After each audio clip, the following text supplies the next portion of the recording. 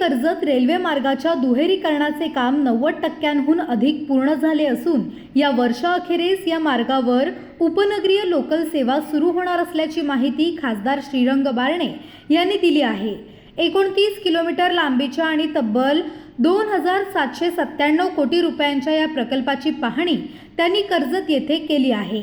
यावेळी स्थानके, बोगदे, मार्गिका तसेच टर्मिनसच्या कामांचा आढावा घेण्यात आला आहे। कर्जत टर्मिनस येथे प्रवाशांसाठी 4 मजली पार्किंग सुविधा उभारली जाणार असून एकाच वेळी 1500 वाहनांची पार्किंग व्यवस्था उपलब्ध होणार आहे। तसेच या 6 स्थानकांवर 15 उपनगरीय लोकल थांबण्याची सुविधा असणार आहे। मुंबई CSMT, पनवेल, खोपोली आणि अन्य मार्गांवरील रेल्वे वाहतूक अधिक वेगवान आणि सुलभ करण्यावर भर दिला जात असल्याचेही बारणे यांनी स्पष्ट केले आहे। दरम्यान प्रवासी संघटना आणि सामाजिक कार्यकर्त्यांकडून आलेल्या सूचनांवरही विचार सुरू असल्याचे सांगण्यात आले। कर्जत खोपोली मार्गावर नवीन उड्डाण पूल, स्कायवॉक आणि स्थानकांवरील सुविधा वाढवण्याचे प्रस्ताव देखील पुढे आले आहेत। कर्जत स्थानकावर सर्व मेल आणि एक्सप्रेस गाड्यांना अधिकृत थांबा मिळावा यासाठी रेल्वे मंत्रालयाकडे पाठपुरावा सुरू असल्याची माहितीही यावेळी देण्यात आली आहे। 2016 पासून आम्ही खोलापूर प्रत्यक्षात काम चालू होतं। 2022 मध्ये कोविड आलेला आणि कोविडमध्ये भारतामध्ये अनेक प्रोजेक्ट रखडले गेले होते। आता 90% पूर्ण झालेलं आहे काम। आता तुम्हाला प्रवास करून स्वतः येईल तुमच्याबरोबर। नवी डेडलाईन काय असेल असं उत्सुकता आहे करतो कधी अभी लगभग आप समझ सकते 2 से 3 महीने में 2026 से पहले हो जाएगा। 3 महिन्यानंतर फिजिकल काम कंप्लीट होईल आणि अराउंड 4-5 महिने धरा ऑक्टोबरपर्यंत दिवाळी 2026 पूर्वी सुरू होईल का? पनवेल ते कर्जत हे रेल्वे मार्गिकेचं काम 90% पूर्ण झालेले आहे आणि या मार्गावरती थोड्या दिवसामध्ये ट्रेन आपल्याला पाहिजे तर लोकांच्या सेवेसाठी धावणार आहे। कर्जत रेल्वे स्टेशन एक आधुनिक रेल्वे स्टेशन आपण करतोय, कारण पनवेल रेल्वे स्टेशनला आधुनिक रेल्वे स्टेशन करण्याचं काम रेल्वे विभागाने सुरुवात केलेली आहे। पनवेलला जोडणारा दिवा असेल, कल्याण असेल, छत्रपती शिवाजी महाराज टर्मिनलपासून असेल, उरण असेल आणि नवीन होणारा मार्ग कर्जतपर्यंत आणि पुढे जाणारा गोव्याचा काही ट्रेन आहे त्या पूर्णपणे कर्जतवरून सुटतात आणि कर्जतला येतात। कर्जत रेल्वे स्टेशनवरून रोज 3-3.5 लाख प्रवासी प्रवास करतात आणि या प्रवासांच्या सोयीसाठी कर्जत रेल्वे स्टेशन अतिशय चांगल्या प्रकारचं करण्याचं काम मी जवळपास 2016 पासून पाठपुरावा करून आता हे काम मार्गपथावरती बऱ्याचशा प्रमाणामध्ये काम झालेलं आहे। या ठिकाणी सरकते जिने असतील, लिफ्ट असतील, प्रवाशांच्या सोयीसाठी अत्याधुनिक असेल, खिडकी असेल, बसण्याची व्यवस्था असेल, पाण्याची व्यवस्था असेल, स्वच्छतेची व्यवस्था, त्याचबरोबर मोठ्या प्रमाणावरती पार्किंगची व्यवस्था करतो आहे। जवळपास प्लॅन आम्ही बनवलेला आहे 7 फ्लोअर पार्किंगचे करतो, ज्याच्यामध्ये 2 फ्लोअर मॉल टाईप असतील, उद्योगाला चालना देण्याच्या संदर्भामध्ये प्राथमिक सर्व स्तरावरती आपण आता 4 मजले बांधतोय आणि हे सगळं करत असताना त्या भागामध्ये चाललेली कामं प्लस तिथले लोकल प्रतिनिधी बरोबर होते, पनवेलचे महापौर होते, नगरसेवक होते, त्यांनी काही सूचना केलेल्या आहेत। शेवट एखादी तक्रार घेऊन स्थानिक लोकप्रतिनिधी नागरिक जातात, प्रवासी जातात आणि म्हणून त्यांच्याकडे ज्या तक्रारी होत्या त्याही तक्रारी आम्ही लक्षात घेऊन मी रेल्वेच्या संबंधित विभागाच्या अधिकाऱ्यांना सांगितलेले आहे। भविष्यामध्ये एवढ्या मोठ्या प्रमाणावरती प्रवास करणाऱ्या प्रवाशाला मिळणाऱ्या सोयी त्याच्यामध्ये कुठल्याही प्रकारची हलगर्जीपणा राहू नये म्हणून आजची व्हिजिट मी त्या ठिकाणी दिली। पनवेलनंतर आम्ही सांजे, गुंजे, चौक या रेल्वे स्टेशनला पाहणी दौरा केला। त्या ठिकाणी टर्मिनलचं काम पूर्ण झालेलं आहे। गोविंजे आणि चौकच्या मध्ये त्या टर्मिनलला देखील भेट दिली, ते देखील काम पाहिलेलं आहे। आपण पाहतो त्यानंतर मी स्वतः आमचे या विभागातील आमदार महेंद्र शेठ माझ्याबरोबर आहे। आम्ही कर्जत रेल्वे स्टेशनचे नव्यानं होत असलेले याची सगळी पाहणी या मार्गिकेवरती लोकल गाड्या येणाऱ्या लोकल गाड्या जवळपास 15 लोकल गाड्या 15 प्लॅटफॉर्म केलेले या ठिकाणी थांबतील आणि या ठिकाणी सुटतील। तरी जुनं जे रेल्वे स्टेशन आहे कर्जत रेल्वे स्टेशन याला जोडण्याच्या संदर्भामध्ये मी अधिकाऱ्यांना काही सूचना केलेल्या आहेत. जो ओव्हरब्रिज आहे रेल्वेचा चौकपासून येणारा 4 फाट्यापासून, तर त्याला देखील रुंदी करून नवीन करण्याच्या संदर्भामध्ये त्याच्या MSRDC आणि रेल्वे विभाग या दोन्हीच्या संयुक्त उद्यमातून मी स्वतः आमदार साहेब लक्ष घालून ते पूर्ण करण्याच्या बाबतीमध्ये प्रयत्न करणार आहे. बऱ्याचशा समस्या आहेत. प्रवासी मोठ्या संख्येनं वाढतात प्रवास करणाऱ्या. दक्षिण भारतामध्ये जाणाऱ्या अनेक गाड्या या कर्जतच्यापासून जातात पुढं. तुमच्या माहितीसाठी म्हणून मी सांगतो. रेल्वे विभागाने मोठा निर्णय या बजेटमध्ये घेतलेला आहे. मुंबईपासून पुणे, पुढं बँगलोर आणि त्याच्या पुढे हैदराबाद, पुण्यापासून 2 शहराला जोडणारा फास्ट ट्रेन चालवण्याच्या संदर्भामध्ये जवळपास 18,000 कोटी रुपयाचं बजेट तरतूद या बजेटमध्ये रेल्वेने केलेली आहे. आणि भविष्यामध्ये ही फास्ट ट्रेन चालत असताना याचा फायदा देखील या परिसरातील प्रवाशांना होणार आहे. CSTपासून सुटणारी ही रेल्वे गाडी 47 मिनिटात पुण्यामध्ये जाणार आहे.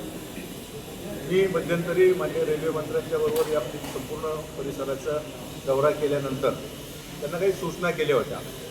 रेल्वे विभागाने कर्जत ते लोणावळा दरम्यान टनल करून त्याचा देखील DPR पाहिला होता, पण ती खर्च देखील 10,500 कोटीच्या वर जात होता. आणि कर्जतच्या पनवेलच्या कर्जतपासून लोणावळ्यापर्यंतच्या काही भागामध्ये 3.5 मीटर, जवळपास 350 मीटर हे स्टेशन खाली जात होतं, खर्च वाढत होता. आणि म्हणून रेल्वे मंत्र्यांनी पुन्हा एक DPR करायला सांगितलं. तो DPR आता आलेला आहे आणि त्या DPRच्या माध्यमातून सरळतेने या ट्रेन प्रवासांनी करता येईल या दृष्टिकोनातून रेल्वे विभागाने प्रयत्न चालू केलेले.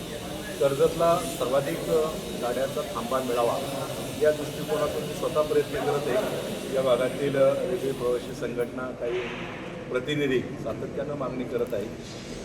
Karjat railway station model railway station करण्याच्या संदर्भात मी स्वतः लोकसभेत देखील मागणी केली. या बजेटवरती शिवसेना पक्षाच्या वतीनं मी स्वतः रेल्वेमध्ये सहभाग घेतला होता बजेटमध्ये बोलण्यामध्ये.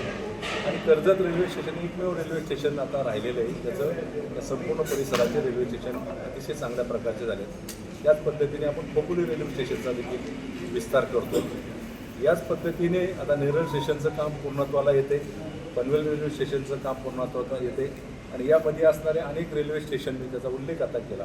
ते सगळे रेल्वे स्टेशन अतिशय चांगल्या प्रकारचे होते. तुम्हाला मी सांगतो, पुढच्या कालावधीमध्ये कर्जत रेल्वे स्टेशन अतिशय चांगल्या प्रकारचं सुसज्ज असं रेल्वे स्टेशन बनवतं. त्याच्यामध्ये कुठल्याही प्रकारच्या त्रुटी राहू नये म्हणून मी स्वतः आमदार साहेब या ठिकाणी राज्य सरकार आणि रेल्वे विभाग यांच्या माध्यमातून ओव्हरब्रिज करणं असेल, या कॉरिडॉरपासून जुन्या कर्जत रेल्वे स्टेशनला जोडण्यासाठी एक मार्गिका तयार करून प्रवाशांच्या सोयीसाठी ती देखील उपलब्ध करून देण्याच्या संदर्भामध्ये एक प्रयत्न करतो. आपण पाहिलं असेल की आता मुंबईचा सगळा परिसर मोठ्या संख्येने वाढतो. राज्य सरकारने रस्त्याचे जाळं निर्माण करण्याचं काम केलं आहे. अटल सेतूपासून नवीन मार्ग चौकपासून परत तो पुण्याला जोडणारा होतोय. त्यामुळे सगळा परिसर प्रचंड मोठ्या संख्येने वाढणार आहे. वाधवांसारखं नवीन पोर्ट, त्याच ठिकाणी एअरपोर्ट तयार होते.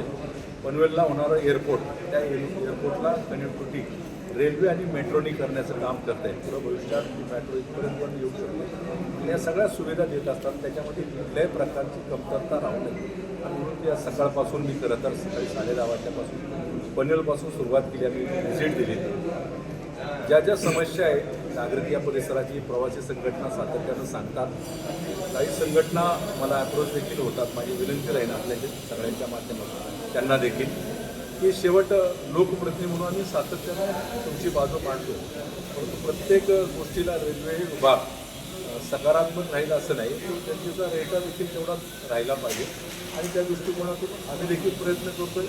आपलेही प्रयत्न सगळ्यांचे चालू आहे. परंतु मी तुम्हाला खात्री देतो, येणाऱ्या कालावधीमध्ये कर्जतचा रेल्वे स्टेशन आणि या परिसरातील प्रवासीसाठी अतिशय चांगल्या प्रकारचं रेल्वे स्टेशन उभं राहते. ते काम पूर्णत्वाला येते आणि त्याची पाहणी म्हणून आज आम्ही आलेलो. त्याच्यामध्ये काही थोड्या बहुत कमतरता आहेत.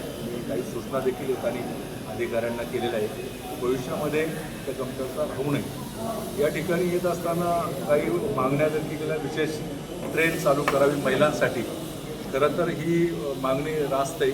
महिलांच्या सुरक्षेच्या दृष्टिकोनातून सरकार म्हणून सातत्यानं प्रयत्न करतात. रेल्वे विभाग देखील महिलांच्या आणि प्रवाशांच्या सुरक्षतेच्या दृष्टिकोनातून सातत्यानं खबरदारी घेतात आणि म्हणून एक चांगली मागणी केलेली आहे. भविष्यामध्ये या मार्गिकेवरती आपली बाजू केंद्र सरकारच्या रेल्वे विभागाला मंत्रालयाला मांडण्याचं काम मी करत, परंतु हे सगळं होतं असताना दळणवळणाची सुविधा मोठ्या संख्येनं वाढत असताना आपल्याला ज्ञात असेल राज्य सरकारच्या माध्यमातून नवीन एक मार्ग कर्जतपासून पुढं पुण्याच्या दिशेनं नवीन एक मार्ग देखील त्याची घोषणा राज्य सरकारने केलेली.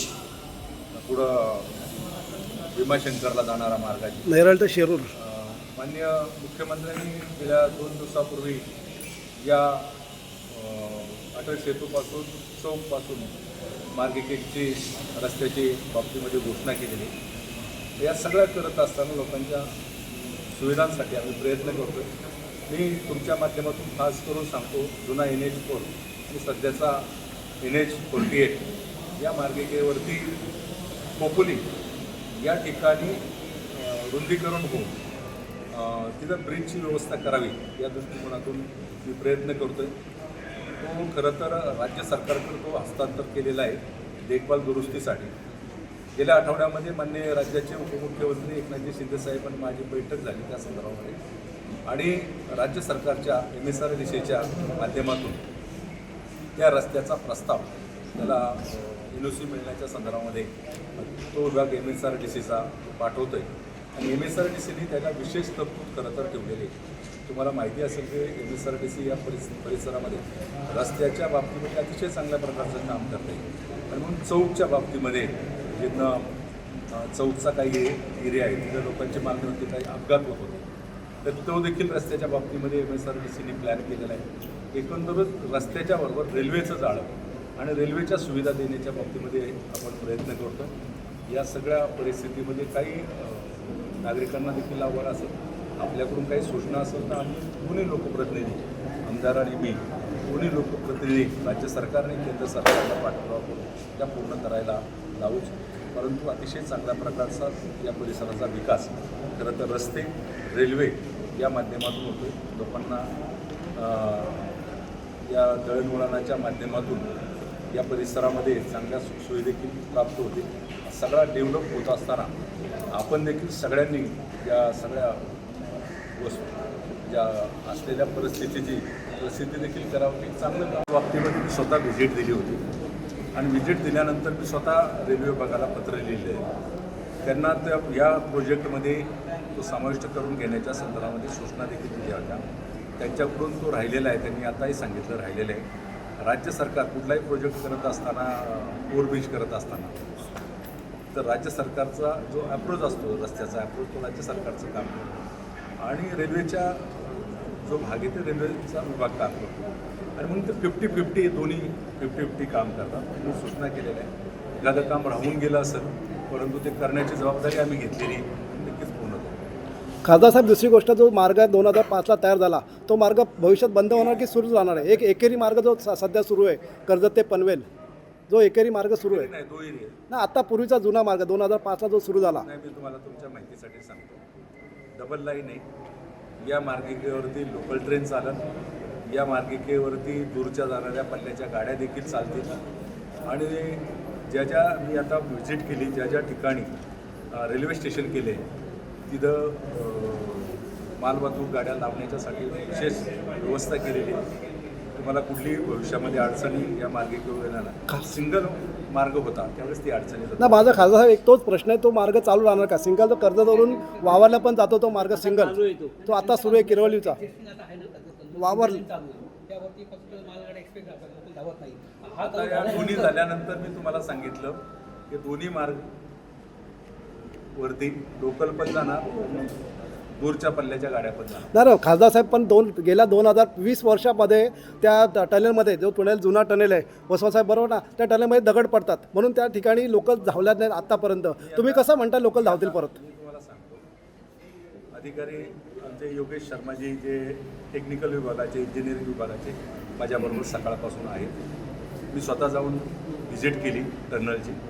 टनल की जो विजिट की है इनका कहना है कि उसमें पुराना जो रेल जाती थी उसमें पत्थर गिरते थे पूरी तरह से हाँ नाही सर ते विषय तो नाही विषय तो नाही कर्जत पनवेल आता जे एक्झिस्टिंग आहे ना तिथल्या गाड्या चालू आहेत त्याबद्दल विचारा आता चालू आहे ना एक मार्ग तो चालू राहणार प्रगती वगैरे जाते ना लोकल पण कसं चालवणार एवढ्या वर्षी लोक चालवलं नाही ना त्यांनी चालत माहिती का त्याची रुंदी कमी आहे वो चालू रहेगा ना वो एग्जिस्टिंग जो रोड जो ट्रैक चालू है वो चालू ही रहेगा वो बंद नहीं होगा ये एडिशनल ट्रैक्स है नहीं सर जी खासदार एमएलए एमपी साहब क्या बोल रहे हैं वहाँ पे भी लोकल चालू की चलाई जाएगी लेकिन 20 साल में क्यों चलाई नहीं गई लोग तो इतनी चलाने की आवश्यकता नहीं इसी में चलेगी वो ट्रैक बंद करेंगे चालू रखेंगे ट्रैक चालू रहेगा जैसे आज चालू वैसे आगे भी चालू ठीक ठीक रहेगा ठीक ठीक और उसकी एक और भी एक बात बता दूं एक मिनट हाँ उसमें एक और भी आपको बता दूं कि उसका डबलिंग भी सैंक्शन है पहले एक लाइन थी अच्छा उसका दो लाइन लोकल का अलग से कॉरिडोर का भी काम कंप्लीट होने वाला है और एक और वो जो एक लाइन थी उसकी डबलिंग का प्रपोजल ऑलरेडी सैंक्शन हो गया है और उसकी निविदा प्रक्रियाएं ऑलरेडी अच्छी बात है वो भी डबलिंग त्या कर्जतला थांबत होत्या. कर्जत काय अन्य स्टेशनवरती ते थांबत होत्या किंवा लोणावळ्याला थांबत होत्या. भारतामध्ये अपघाताची संख्या कमी व्हावी म्हणून जे रेल्वे मंत्र्यांनी उत्तर दिलं त्या अनुषंगाने मी बोलतो. भारतामध्ये रेल्वे जलद गाड्या पुढं जावा, ॲक्सिडेंटची संख्या कमी व्हावी, बरेचसे थांबे कमी केले. त्याच्यामध्ये कर्जतचे पण थांबे कमी केले. वेळोवेळी मला या परिसरातील प्रवासी संघटना आणि प्रवाशांनी सूचना केल्या की वेळोवेळी सगळे पत्रव्यवहार म्हणजे मंत्री महोदयांना केले, स्वतः त्याच्यावरती बोलतो. त्याच्यामध्ये काही गाड्यांचं थांबे चालू केले, परंतु जेवढी मागणी होती जेवढे थांबे होते ते पूर्णतः केलेले नाही. माझा पाठपुरावा आहे सातत्यानं की ते थांबे चालू करावे. लोणावळ्याला जाणारा गाड्या बऱ्याचशा वेळेस इथं थांबतात, अधिकृत थांबा नाही, अधिकृत थांबा मिळावा म्हणून मी प्रयत्न करतो.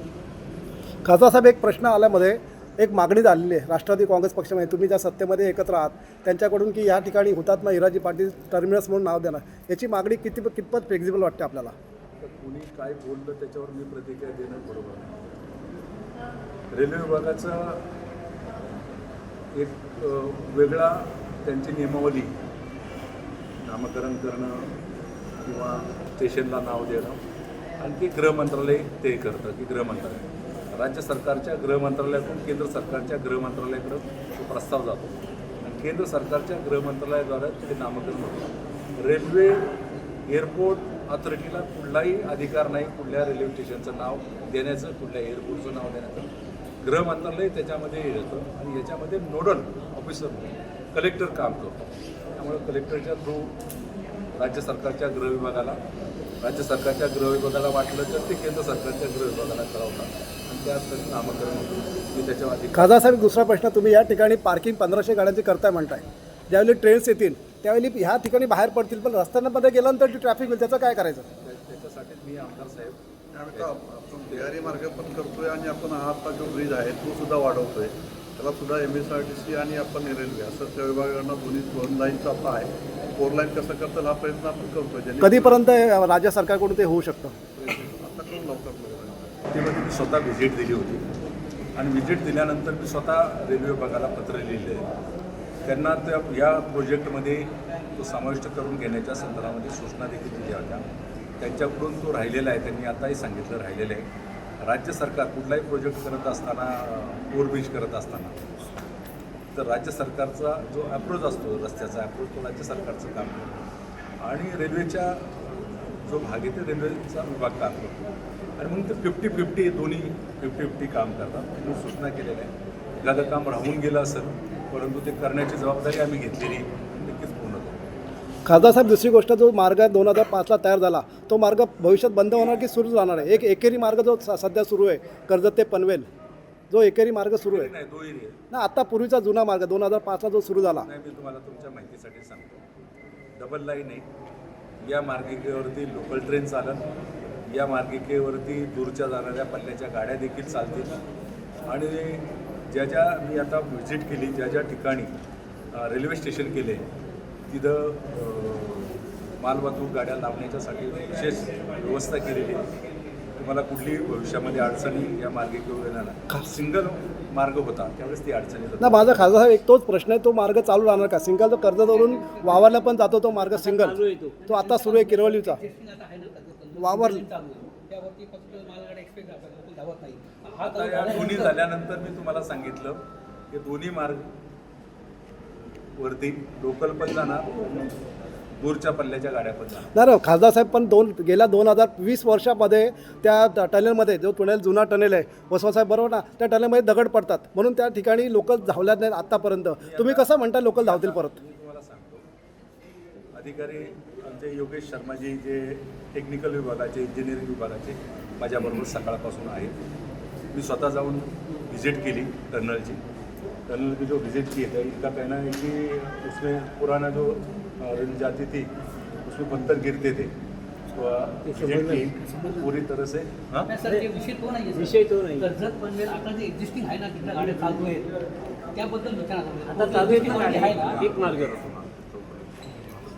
तो चालू राहणार प्रगती वगैरे जाते ना. लोकल पण कसं चालवणार? एवढ्या वर्षी लोक चालवलं नाही ना त्यांनी. चालत माहिती का, त्याची रुंदी कमी आहे. वो चालू रहेगा ना, वो एग्जिस्टिंग जो रोड जो ट्रैक चालू है वो चालू ही रहेगा, वो बंद नहीं होगा. ये एडिशनल ट्रैक्स है. नहीं सर जी, खासदार MLA MP साहब क्या बोल रहे हैं, वहाँ पे भी लोकल चालू की चलाई जाएगी, लेकिन 20 साल में क्यों चलाई नहीं गई? मेरी मानी है लोग तो इतनी चलाने की आवश्यकता नहीं, इसी में चलेगी. वो ट्रैक बंद करेंगे चालू रखेंगे? ट्रैक चालू रहेगा, जैसे आज चालू है वैसे आगे भी चालू ठीक ठीक रहेगा. ठीक ठीक. और उसकी एक और भी बात बता दूं, एक मिनट हाँ. उसमें एक और भी आपको बता दूं, उसका डबलिंग भी सैंक्शन है. पहले एक लाइन थी, अच्छा, उसका दो लाइन लोकल का अलग से कॉरिडोर का भी काम कंप्लीट होने वाला है. और एक और वो जो एक लाइन थी उसकी डबलिंग का प्रपोजल ऑलरेडी सैंक्शन हो गया है और उसकी निविदा प्रक्रियाएं ऑलरेडी अच्छी बात है, अच्छी बात है. वो भी डबलिंग 3-4 साल में आपको मिल जाएगी. बोला विचारा.